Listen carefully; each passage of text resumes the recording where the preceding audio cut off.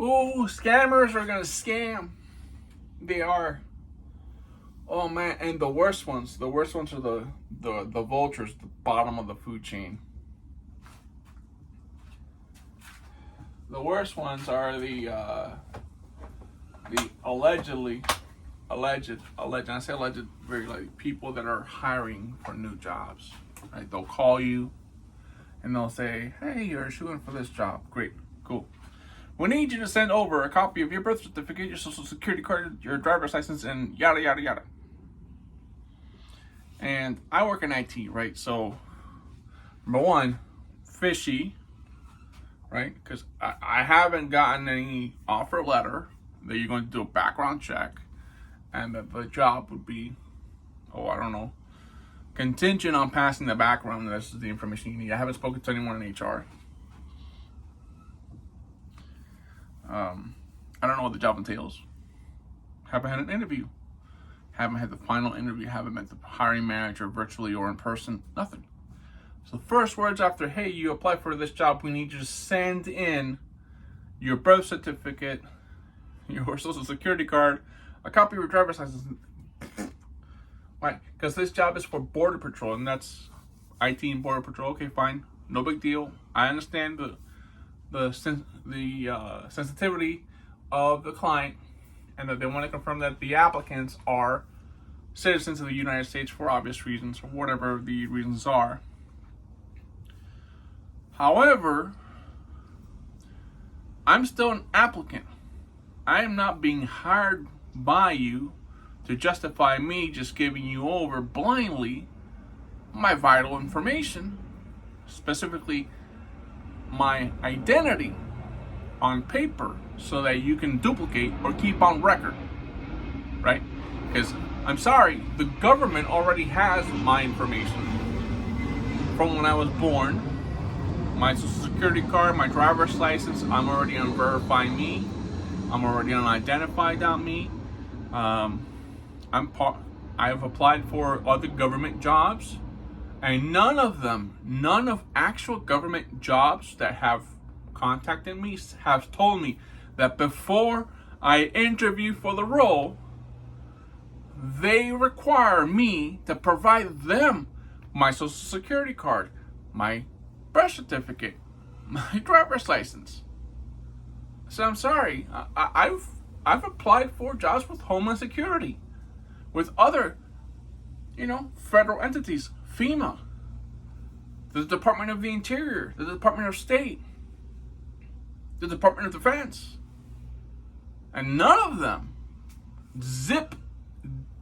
none of them have preemptively, before I even meet someone, before I'm even selected for an interview, have requested that I provide them my vital statistics information.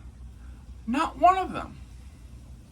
So, from my perspective, as an IT person, to you guys that are going out there looking for work, if it sounds fishy that, hey, this guy's asking for my social, I'll give you the last row of the social, but not the first 5 characters, right? I'll give you that, the last row of my social. I'll give you where I was born. That's all public information. If you Google me specifically, my name is very generic. I get a lot of people asking if I speak Portuguese because my last name is somewhat Portuguese or Italian. So I don't have that going for me. So my full legal name comes up with hundreds of thousands of people on Google, thank God. My short name, my preferred name, Leo, and my last name, hundreds of millions, because there are a lot of people with derivative of Leonidas, Leopold, Leonardo, Leonard, Lionel, whatever, right? So there are a lot of other names where Leo is the short name. So it's very difficult for someone to Google me and find me specifically. They can go on LinkedIn and find me that way, but neither here nor there. So going back to what I was saying, yeah, they called me today, an alleged vendor for the Department of the border patrol, and their first words out of their mouth is, "You need to send in this, you need to send in that." I'm like, listen, I applied for jobs with Homeland Security. I'm in their system. They haven't asked me for this, and I've interviewed with TSA, right? I had a few interviews with TSA, and then I retracted my interest because I found a different job in the private sector. Might go back and revisit that tonight. But yeah, I would not. I would recommend that if anyone asks you for your vital statistics, to send a photocopy of your driver's license, your birth certificate, your social security card without a contingent job offer, right? Because they can keep that information in perpetuity. If it goes to the cloud, indefinitely, right? And at whatever point, if they ever get hacked, someone's gonna have access to all your vital statistics.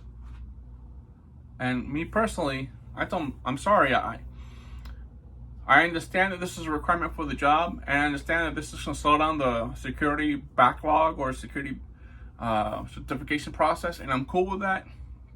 However, I work in IT, and I cannot just give you my vital statistics with a contingent job offer. It ain't happening. You're not doing a background check on me before I have an interview. What if I'm not selected as a candidate?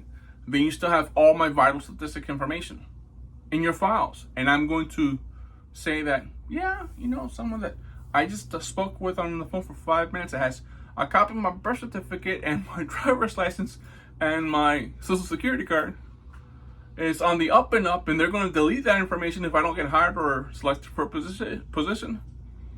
No, sorry, I was born at night, but not last night. I know this is not a legal build tip video that you guys are expecting for today. But yeah, be mindful of who you speak with about the work that you're looking for. I'm looking for work in the IT field. At first I was looking for IT management roles. Now I'm looking more as what my strong suits are, which are support and implementation and technical infrastructure, deployments and things like that. So I'm looking for anything that'll pay the rent for now, and then I can keep looking for something that'll hopefully pan out to the enhancement of my career and not just another stepping stone in my endless resume. Well, I appreciate you guys that stick around for the last couple minutes of the video.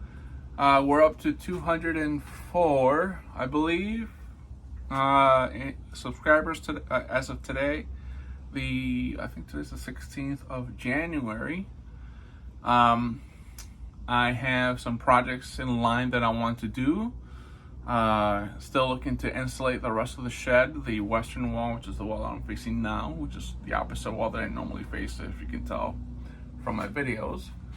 I'm moving things around. I've sorted my screwdriver mess that was here. I'm getting rid of a whole lot of stuff, a lot of tools I don't use. I'm giving them away. If you're local to the Orlando market, they're going to be going up there. I have tools from Craig that I haven't used in years. Those are going on Facebook Marketplace for 20 to 40 bucks just to get rid of them. I'm going to be removing everything that's on the wall. The wall power tool walls will come down, as well as everything that's in that corner, so I can start working on insulating that corner, work from that corner this way. So that's what's going on with the channel, and this is a quick recap of what happened with me today. I was born at night, just not last night, and I'm very skeptical of a job that requires me to provide my identity on paper before I can even interview. It just doesn't work that way, sorry.